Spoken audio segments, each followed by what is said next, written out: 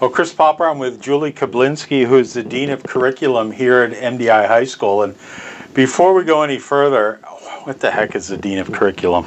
A lot of people ask me that. I like to say very simply, all things teaching and learning.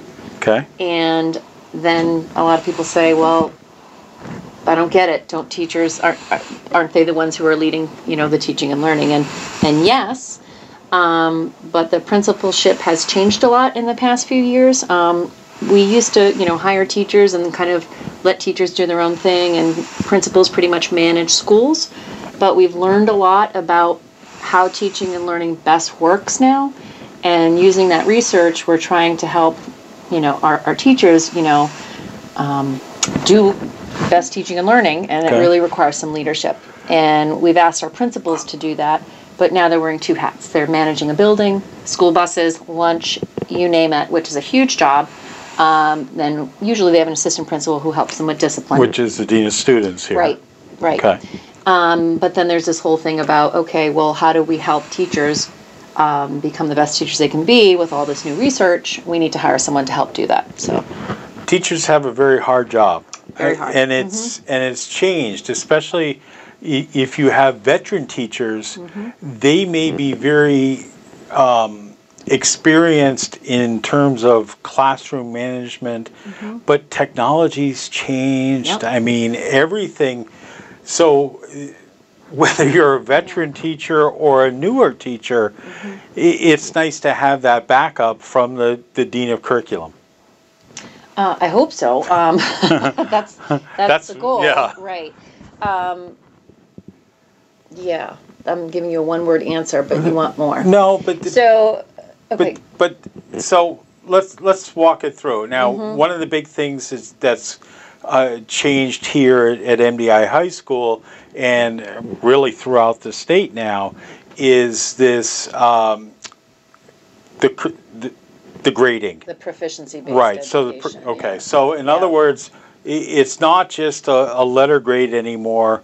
It's we want you to master the basics or master the content here, because everything it's building blocks. I mean, it's like when math and you're in the second and third grade, you have to learn how to add before you can multiply.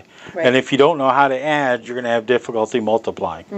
It's similar in whether it's Spanish and you need to conjugate the simple verbs to move on, or math or social studies. You've got to have those foundations to move on.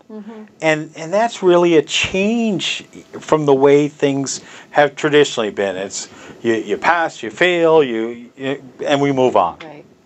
And things weren't necessarily systematic. I mean, it would depend on what district you were in. But I guess one of the big key elements behind proficiency-based education is being coordinated, really coordinated, to make sure that as you're learning these building block steps, that when you move on from one grade to the next, you're pretty much guaranteed that they've had that foundation. So that's one key element that I help to facilitate. That's the curriculum part, really making sure that the standards line up from each grade to the next. Which is huge. I mean, because this has really been a whole rethinking. And I mean, teachers who have used the same lesson plans for years have to redo everything based upon this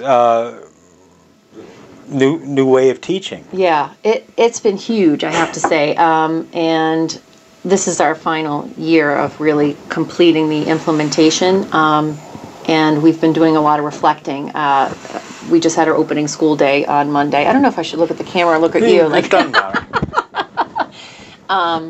And for the first time in 4 years, we kind of know the drill, and everybody has been prepared, and we're sort of just continuing the execution and just refining and getting better at it. And it's a very nice feeling, because the past 3 years have felt very unsettling. Yeah. Because you're right. I mean, I was a classroom teacher for 15 years. I didn't teach in this model. I completely see how my way would have had to have been completely turned upside down and changed. So every teacher has had to kind of revamp their curriculum, thought differently about how they teach. It's not just about, holding kids accountable to rules. It's actually holding kids accountable to the learning. And there's a whole new responsibility now on me as a teacher, not just to, teach the lessons and hold them accountable to it, but when it doesn't work, do something about it, which is huge. Yeah. I mean, my wife is a math teacher in Newport, in the Comus High School. And I want to say 15 years ago, they had the Core Plus model, which is that proficiency based, and they were ahead of it, and they put it, they chucked it away. Yeah. But I mean, for a teacher, we're going to touch every piece of paper more than once often. Right. And it's a lot more work for the teachers rather than we're just going to teach the lesson and do your homework and turn it in and we're going to grade it. I mean, if you don't understand it, we're going to work with you and try and get you to understand it again. And I think that's where, the past few years when we started this process, we made hard decisions about, okay, these are things we're actually going to fight for, right? We're going to make sure kids get it. So things that we used to do, and we thought were, nice to knows, weren't has to knows. So we just put those aside and said, if we have time, we'll get to those. But the need to knows, must knows became the priority. So with the need to knows, those, I mean, those are the basics. But what happens if you have the kids that excel, and I mean, then they can move to the honors and the AP classes. So that way, it's not you're not teaching to the least common denominator. Oh, absolutely not. I think that's been a huge misconception, is that, well, we're just teaching to the middle. Right. No, we're actually, the middle is pretty rigorous. Actually, the new middle is aligned to career college readiness. So that basically is entry level, community college. At minimum, you will be prepared with our diploma to go into that, if you so choose. But once we certify that, we're challenging you in totally different ways, and we just up the ante with the standards. I mean, all standards are clear criteria. Right. Nobody used to know, what is junior English? Well, I think it's American Lit, and you read, a few classics. Well, depended who you had. So what we're saying is, this is what junior English is. It's very clear. It's these standards, and then if you're either meeting them or you're not, or you're exceeding them. So I think standards have gotten a little bit of a strange rap. I think they're misunderstood. That's my phone ringing. That's all right. All right, we're just going to ignore it. We'll ignore it. So when you... But can I just say one more thing about that? What I think helps people, because I know there's a lot of anti-Common Core discussion. I get it, because maybe some standards aren't appropriate at certain ages. But I look at the Common Core as like the U.S. Constitution. It's a really good document. What I find problematic is how some people interpret it sometimes. So we've gone ahead and taken the Common Core, and we've interpreted it in what we think is a pretty healthy way for MDI. It's the stuff we want to guarantee all kids have. So it's not a bad thing. It's not a dirty word, the Common Core. We embrace it. And I mean, this has been fleshed out. I mean, like you said, this is now in the 4th year. Yep. So it's been refined. It's not just a document that is on the top shelf. It's changed constantly. Totally, and we're constantly refining it. So, and that's another part of this work. We no longer as teachers work in isolation. We work as a team, because this isn't about my students or your students, but our students. And we've identified what we want all our kids to have. We come to the table and say, how's it going? We share student work, we share teacher work, we try to help each other out. And then if things aren't, some of our decisions weren't smart, we change them and we modify them. I mean, it's a fluid thing. There's some team teaching that goes on here, correct? Yep. Part of a proficiency-based model really it just means responsive teaching, right? So as we've moved through this process, we've seen places where things weren't working. So we had a kind of cohort of kids we felt like were not being engaged even with all of our efforts. So we've created kind of a new educational model called the Island Pathways Program, and it's a more experiential model, and we're trying to re-engage them with those same standards with a different way of doing things. We've got a freshman team that's pretty new, so you and I are both English teachers. We teach the same 9th grade class at the same time. some kids are ready for a challenge. I take those kids and you take the other kids who maybe need some additional work. We do a lot of swapping in that way. So it's not quite team teaching, but it's sharing. Okay. We've had for a long time here a humanities class, which has been team taught for a long time. We definitely have no intention on getting rid of that. It's a great program. So we're always looking at building different options for kids to engage them. What do you do during the day? So, I mean, you can't sit. I'm never in this office. You can't sit in this office and snooze all day. No, I do a lot of different things. I wear a lot of different hats. I can be found in classrooms giving feedback. So, I mean, I also do supervision and evaluation. So I often give feedback. I run a lot of the small team meetings I was telling you about. Like, you know, we have a freshman team, we have an Island Pathways team I participate in. I participate in some of the meetings led by the Dean of Students, which is about, you know, facilitating interventions and helping kids out in that way. Go ahead, yeah. I mean, you know, and, I work with the principal. Well, the kids love you. I mean, when it's graduation, there's always, they come up to Julie Keblinsky and there's bear hugs. So, you know, I'm trying to figure out what your interaction is with the kids, because I mean, the last 3-4 years that I've been attending graduations, I mean, you can't breathe at the end of the day at the graduation because you've just been enveloped with hugs. Well, everyone's happy on graduation day. Usually because we've had a few go-arounds before then. I understand that, but... I don't know. I make it a point to try to get in classes and connect with kids. I often have kids come to me, and I invite them to, and I tell them at the beginning of the school year that, like, if you are not sure how to advocate for yourself with a teacher, like, I'm a good person to coach you through that process. So, you know, a kid doesn't want to question a teacher, right? They're not comfortable all the time. So they'll come to me, and I'll do one or two things. I'll help broker the conversation, or I help coach them through it. So I do a lot of that with kids. And that's a big learning step, because I mean, when you're a 9th grader coming into MDI high school, and the different, I mean, I think that's 15, 16. Yep.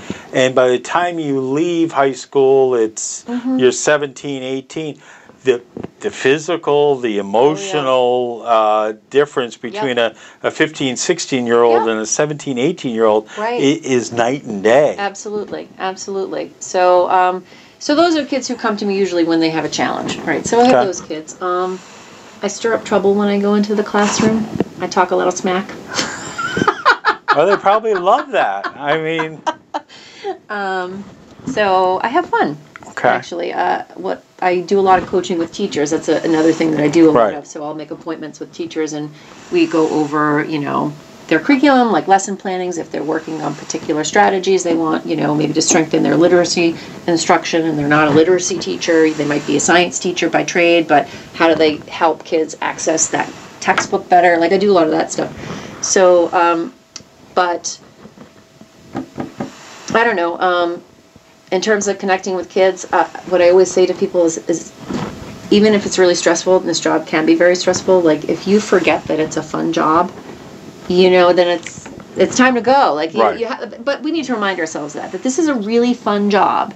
So you got to keep a little bit of balance. Everything's not going to get done. You know, you're going to have to realize that kind of tension between what you want and what you can live with, you know, and what you're striving for.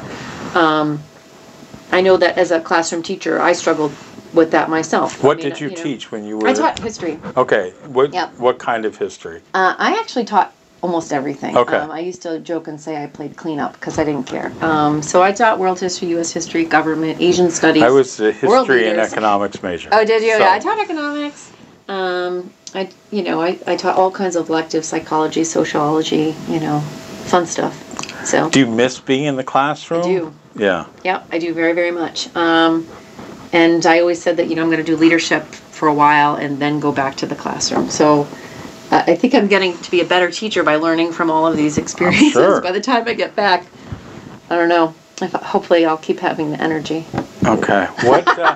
Well, no, I mean, that's important. I mean, that's... I'll have to fix my bathroom regulation. I can pee whenever I want right now. Exactly, which is nice. I mean, as opposed to waiting till the class is Exactly. over. What... what do you want to tell parents that they don't know, that if you could tell them one bit of advice, what would it be? Advice about their kids? About their kids, about the school, about... Well, I've worked in 5 different high schools. Okay, so Ellsworth, MDI. Yep. Ellsworth, MDI, Sumner, Madomic Valley, Okay. Minuteman Regional, it's in Massachusetts. Okay. And actually Cambridge and Latin in Massachusetts too, so that's Yep. 6. And what I think is really special about this school is one, I mean, I've said this before, so it's maybe a little ad nauseum. I think we have really smart faculty, and that is not, we do. Yeah. I don't mean to, discount all the other places I've worked in, because I've worked with phenomenal people, but we have a really intelligent faculty. And what's different about this school is a couple big things that I observe. Like on freshman night, I think, we really and sincerely mean we want your kid. I've never been in a school that did it that well. Like it was genuine. It's not like I have to be here, this is my explanations, my dog and pony show, and I'm out of here. I mean, it really is a community, and they like envelop your kid. Yeah. And they own that. Like there's something about that. It's also, I get such a kick out of kids doing the boogaloo. I mean, I have never been to a school where that would be cool. Like, are you kidding me? Like, I'd get surly looks, or I'm not doing that, or there's always, maybe there'd be a group of kids who would be like game for being, at the pep rally or having fun, but then there'd be the sullen teenagers around. Like, it is a cool thing to do the boogaloo. I love it when during basketball games and this goes on. Yeah, no, the school spirit here, like in that way, like it's cool to do that. Yeah. And I think that speaks a little bit about the school culture. It's not perfect. I mean, high school's hard for everybody, and I'm sure half the kids are putting on a good, brave face, but it is a pretty tolerant place. Not perfect, much more tolerant than other schools I've worked in. And I don't know. There's a little more connectivity between the kids as a student body. Not perfect. I mean, we still struggle, Yeah. But comparatively, it's pretty cool. All right. It's good. So that's good to the parents. Yeah. now to the kids. Yeah. Who, whether they're freshmen coming or upperclassmen, what do you say to them? Gosh, we offer a lot of opportunities here. We really do, and that's another thing I do is I try to increase those opportunities. And every year we can get better.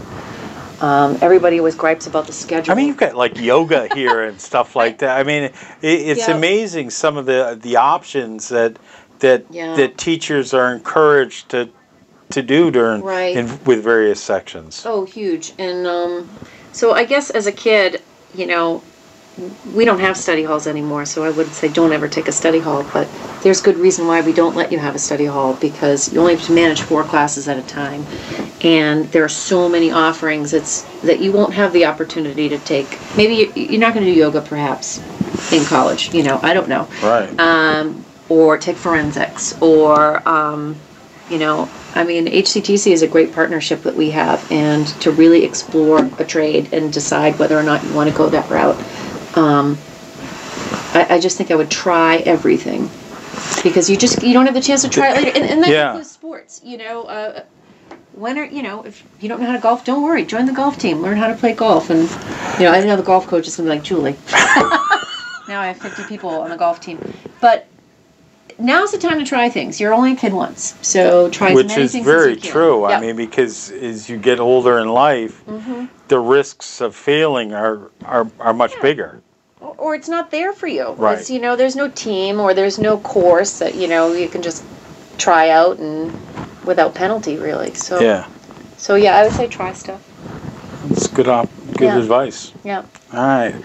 The last little bit, what's the best thing about MDI High School? The best thing, gosh. What do you think it is? That's a tough guy. I put you on the spot. No, I will. I've lived on islands before. I grew up in Bermuda. Yeah. I went to high school in Bermuda. I lived in Key Biscayne, Florida. And island living is amazing. Yeah. I mean, everybody, it has its advantages, and it certainly has its distinct disadvantages. And sometimes they're both the same. Everybody knows everybody. Yep. So everybody knows the good, the bad, whatever's happening. But the one thing that I'm amazed at this school is that everybody cares. Yeah. From faculty to students, everybody kind of seems to be going in one direction, and not letting kids fall behind. There's that big giant broom that's taking everybody together in that direction. I think you're right, and I think I spoke a little bit about that. And it's funny because when you think about islands, and I'm not from the island, you'd think, well, I was the outsider. How's that going to be received? Yeah, but that's all right too. I mean, as long as you're moving in that direction and everything, or helping to lead and things like that, you can be from away and still be part of the group. I agree. Well, that was going to be my point. Is that I feel like I've been invited in, and there's this expectation. Well, of course, my children are going to come here now, right? There's an expectation that you're with us, right? So there is this kind of fierce pride, and this sort of scooping you up. Yeah, there's incredible pride. But it's not exclusive. It's not. You know what I mean? It's like it's open to new folks. Yes. Which I don't think is all places. No, I so I feel agree like with you there. That is something that's special about MDI, is that you can be new, and once you're in, you're part of the team. Once you're in for life. Yeah, that's right. I mean, and that's kind of what I tell kids is when they leave is, okay, you may want to, you may feel like you're rock happy and you've got to get off, but when you leave, then you realize what you've had. Yeah. And it's why so many people leave and then try desperately to come back. I know. It's like COA. You graduate there and you never leave the island. Yeah. There is something very magnetic about this place. All right. Thank you very much. Go ahead. I want to say one more thing. And, I think it's true. I think it's our location is huge and impacts that. But I feel like, when I first interviewed for this job, when I was reading about it and thinking about it, and I've been, living in striking distance to the island for a long time now, and our families run a business on the island, so it wasn't new to me. But I was trying to think about the word that kind of captured this place, and it was stewardship. And I think that speaks to the natural world. I think it speaks to our community. I mean, I really do feel like that, if I was going to say the best thing about this place, is sort of this feeling of stewardship with each other, and with our environment. Awesome. Yeah. All right, that's our meet the Dean of Curriculum. We're finally, after 3 years. I've been dodging you. I caught her in the principal's office a week ago. Thanks for watching this video. Be sure to check out all the other videos we have on the WDEA YouTube channel.